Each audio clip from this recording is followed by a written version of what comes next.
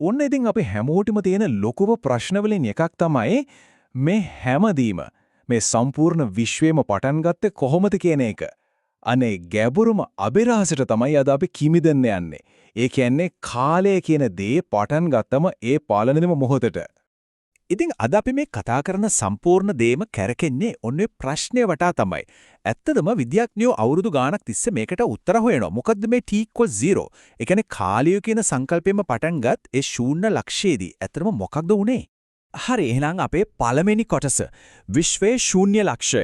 දැන් අපි කෙලින්ම ප්‍රශ්නෙට බෙහෙමුකෝ. හිතන්න අපේ තියෙන හොඳම න්‍යායන් අයින්ස්ටයින්ගේ සාපේක්ෂතාවාදය වගේ ඒවා අරගෙන අපි කාලය පස්සට හරවනවා කියලා. එහෙම කරගෙන ගියාම අපි එක තැනක හිර වෙනවා. ඒක හරි අමුතු තැනක්. ගණිකමය වශයෙන් කිසිම තේරුමක් දෙන්න බැරි භෞතික විද්‍යාවේ නීති රීති ඔක්කොම බිඳ වැටෙන තැනක්. ඔන්න ඔය ලක්ෂයට තමයි විද්‍යාඥයෝ කියන්නේ ඒකීයත්වය. එහෙමත් නැත්නම් සිංගියුලාරිටි කියලා. මේක හරියට කළු කුහරයක මැද වගේ.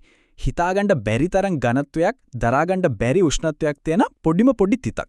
ප්‍රශ්නේ කියන්නේ අපි ඔතනට ආවම අපේ භෞතික විද්‍යාවේ සමීකරණය ඔක්කොම වැඩ කරන්නේ නැහැ. ඒවා බිඳුවට වැටෙනවා. ඉතින් එතනින් එහාට මොකද උනේ කියලා අපිට කියන්න විදියක් නැහැ. ඒ කියන්නේ කෙටියෙන්ම කිව්වොත් ඒකීයත්වයේ ඇතුලේ මොකද වෙන්නේ කියලා විස්තර කරන්න අපේ ගණිතයට බෑ. ඒක තමයි දැනට අපේ දැනුමේ සීමාව. හරියට තාප්පයක හැප්පුණා වගේ.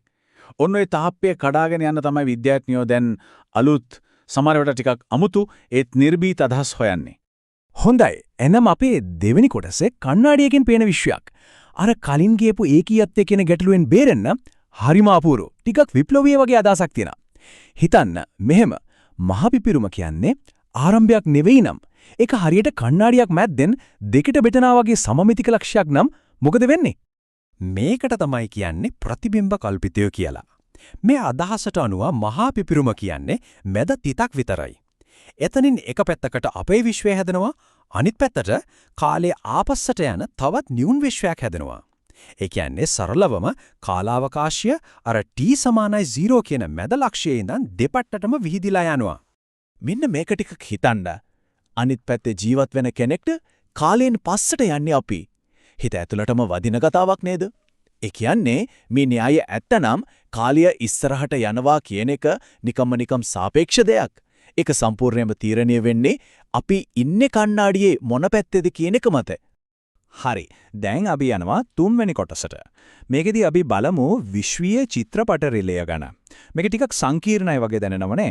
ඉතින් මේක ලේසියෙන්ම තේරුම් ගන්න අපි පොඩි උපමාවක් පාවිච්චි කරමු. එතකොට පැහැදිලිවම පෙනෙයි කොහොමද කාලය දෙපැත්තටම ගලන්න පුරුවන් කියලා. හරි. අපි උපමාව පටන් ගන්නෙ මෙහෙමයි. හිතන්නකෝ විශ්වයේ සම්පූර්ණ ඉතිහාසයම ඒ කියන්නේ කාල අවකාශය කියන මුළු දෙම එක දිග චිත්‍රපට රීලයක් කියලා. දැන් ඔය චිත්‍රපට රීලේ හිතේ මවා ගන්නකෝ. මහා පිපිරුම. ඒ කියන්නේ T0 කියන්නේ ඔය රීලේ තියෙන මැදම ෆ්‍රේම් එක. හරිද? දැන් අපේ විශ්වය කියන්නේ මොකද්ද? ඒක හරියට අර මැද ෆ්‍රේම් එකේ ඉඳන් චිත්‍රපටය ඉස්සරහට ප්ලේ කරනවා වගේ. එතකොට අර ප්‍රතිබිම්බ විශ්වය ඒක තමයි අර මැදම ෆ්‍රේම් එකේ ඉඳන් චිත්‍රපටය ආපස්සට ඒ කියන්නේ රිවර්ස් එකේ ප්ලේ කරනවා වගේ. එතකොට බලන්න ඒක ආරම්භයක් නෙවෙයි. ඒක කතා දෙකක් දෙපැත්තට දිගහැරෙන මැද ලක්ෂයක් විතරයි. ඔන්න මෙතන තමයි වැඩේ තවත් සංකීර්ණ. ඒ වගේම රසවත් වෙන්නේ. භෞතික විද්‍යාවේදී කාලයේ දිශාව, ඒ කියන්නේ කාලේ ඉස්සරහට යනවද පස්සට යනවද කියන එක තීරණය කරන දෙයක් තියෙනවා. ඒකට කියන්නේ එන්ට්‍රොපිය කියලා. හරිම සරලව කිව්වොත් එන්ට්‍රොපිය කියන්නේ අවුල් සහගත බව වැඩිවීම. දැන් බලන්න අපේ විශ්වයේ කාලේ ඉස්සරහට යද්දී හැමදේම ටික ටික අවුල් වෙනවා. ඒ කියන්නේ එන්ට්‍රොපිය වැඩි වෙනවා. පුදුමය කියන්නේ අර අනිත් පැත්තේ විශ්වයේ ඉන්න කෙනෙකුටත් එයාගේ කාලේ ඉස්සරහට යද්දී එයාගේ එන්ට්‍රොපියත් වැඩි වෙනවා. ඉතින් එයාට දැනෙන්නේ එයාගේ කාලේ ඉස්සරහට යනවා කියලා. හැබැයි අපි මෙහෙ ඉන්නම් බලද්දී අපිට පේන්නේ එයාගේ කාලය පස්සට යනවා වගේ. ඒ කියන්නේ කාලයේ දිශාව කියන එක নিরপেক্ষ දෙයක් නෙවෙයි. හරි. එහෙනම් අපේ හතරවෙනි කොටස කාලය ගැන තියෙන න්‍යායන්. දැන් මේ ප්‍රතිබිම්බ විශ්වය කියන කතාව හරිම අපූර්ව අදහසක් තමයි. හැබැයි ඒක විතරක් නෙවෙයි තියෙන්නේ. විශ්වයේ ආරම්භය ගැන තියෙන ප්‍රධාන මතවාද තුනක් ගැන අපි දැන් බලමු. ඔන්න බලන්න ප්‍රධාන මත තුනක් තියෙනවා. පළවෙනි එක අපි කලින් කතා කරපු ඒකීයත්වය. ඒ කියන්නේ භෞතික විද්‍යාව ඉවර වෙන අර අනන්ත ලක්ෂය. දෙවෙනි එක තමයි අපි මේ දැන් කතා කරපු ප්‍රතිබිම්බ විශ්වය. ඒ කියන්නේ t = 0 කියන්නේ මැද තිතක්. එතනින් දෙපැත්තට කාලය යනවා. තුන්වෙනි එකට කියනවා මහා ප්‍රත්‍යාරම්භය කියලා. ඒ කියන්නේ අපේ විශ්වයේ බිහි වුණේ කඩා වැටුණු පරණ විශ්වයකින් කියන එක.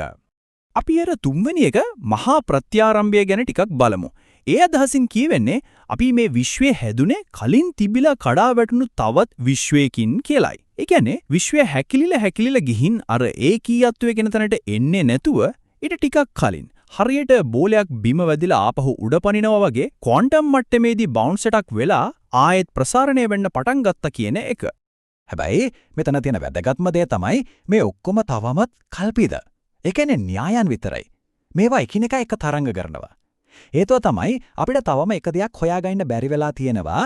ඒ තමයි විශ්වයේ තියෙන ලොකුම දේවල් පාලනය කරන ගුරුත්වාකර්ෂණයයි පොඩිම දේවල් පාලනය කරන ක්වොන්ටම් යාන්ත්‍ර විද්‍යාවයි දෙකම එකට එකතු කරන ක්වොන්ටම් ගුරුත්වාකර්ෂණ න්‍යායක්.